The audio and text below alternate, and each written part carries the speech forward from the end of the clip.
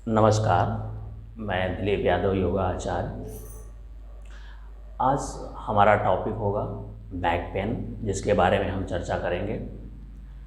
Mostly देखा गया है कि बैक से रिलेटेड प्रॉब्लम काफ़ी लोगों में पाया जाता है, चाहे उनके काम के वजह से हो या किसी भी अन्य चीज़ की वजह से हो। बैक में पेन होना, स्टिफनेस होना, दर्द होना या अकड़न महसूस करना काफ़ी लोगों में देखा जाता है। इसके बारे में हम विस्तृत जानकारी आपको देना चाहते हैं। सबसे पहले आप अपने पोस्चर पर ध्यान दें कि पोस्चर आपका कैसा है, बैठते समय या लेटते समय।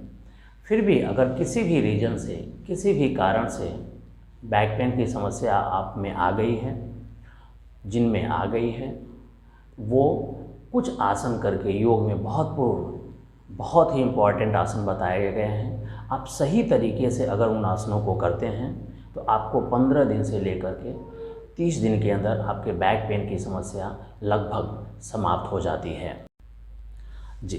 तो जैसे मैंने आपको बताया, तो अभी हम सबसे पहले सेतु बंद आसन करेंगे।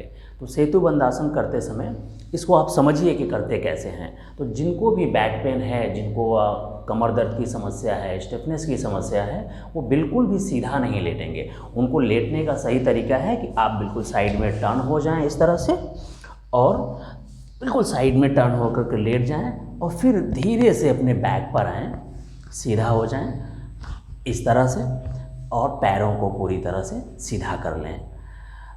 इसके बाद धीरे धीरे से एक पैरों को फिर दूसरे पैरों को अपनी तरफ मोड़ लें, रिलैक्स माइंड के साथ। ऐसा नहीं कि बहुत जल्दबाजी में करना है, शांत मन के साथ इसको करना होता है। अपने बॉडी को, अपनी सांसों को ऑब्जर्वेशन में रखते हुए, ध्यान रखते हुए करना है। तो सबसे पहले आप सांसों को लेते हुए इस तरह से ब्रीद इन करते हुए आप अपने बैक को जितना हो सकता है ऊपर की तरफ ले जाना है, थोड़ा मूव कर सकते हैं। इस तरह से आप अपनी सांसों को यहाँ पर 10 सेकंड के लिए रोक सकते हैं, यानी आप ब्रीद होल्ड कर सकते हैं फॉर 10 सेकेंड्स और फिर ब्रीद आउट करते हुए, यानी सांसों को छोड़ते हुए आप फिर से कमर पूर्वावस्था में, यानी जैसे आपका था, आप उसको उसी अवस्था में ला सकते हैं। एक बार इसे मैं फिर रिपीट करता हूँ ताकि आपको करने में आसानी हो।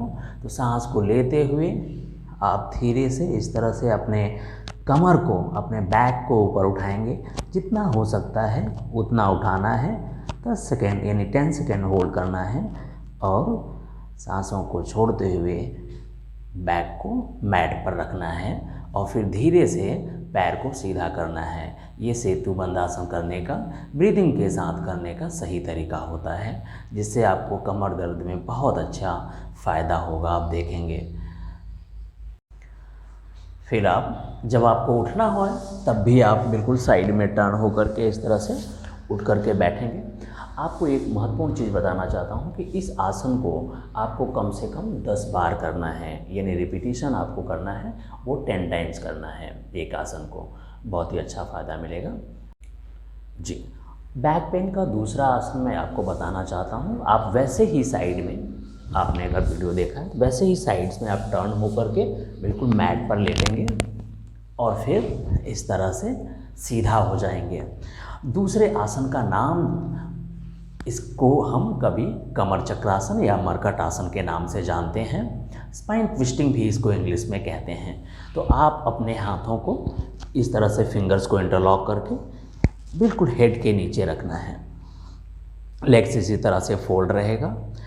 अब इसको ब्रीदिंग पैटर्न के तरीके से हम समझते हैं। तो पहले हम सांस को लेंगे, यहाँ पर प्रॉपर सांस को ले लिया और सांस को छोड़ते हुए नॉस्ट्रिल से सांस को छोड़ेंगे। सांस को छोड़ते हुए आप दोनों नी को ज्वाइंट रखते हुए किसी भी तरफ ले जा सकते हैं, चाहे आप लेफ़्ट ले जाएं, राइट ले जाएं, यानी आप दाहिने साइड में ले जाएं या फिर राइट साइड में ले जाएं, बाएं साइड में ले जाएं, वो आपके ऊपर है। और फिर आप उसके अपोजिट साइड में हेड को टर्न करेंगे। यहाँ पर ब्रीद आउट करनी है, यानी सांस को पूरी तरह बाहर करना है, 10 सेकेंड होल्ड करना है। फिर सांस को लेते हुए आप सीधा हो जाएंगे यहाँ पर।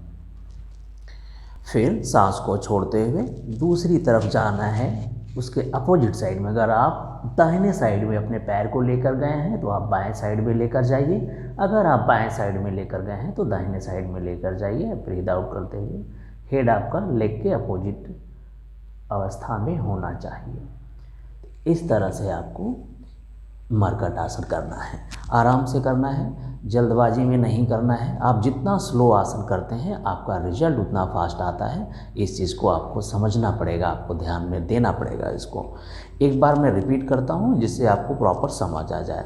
तो सांस को लेते हुए आपको इस तरह से ले लिया सांस को, और सांस को छोड़ते हुए इसको मैं लेफ़्ट साइड में अपने नी को लेके गया, हेड अपोजिट साइड में लेके गया, सांस छोड़ दिया, पूरी तरह से सांस बाहर।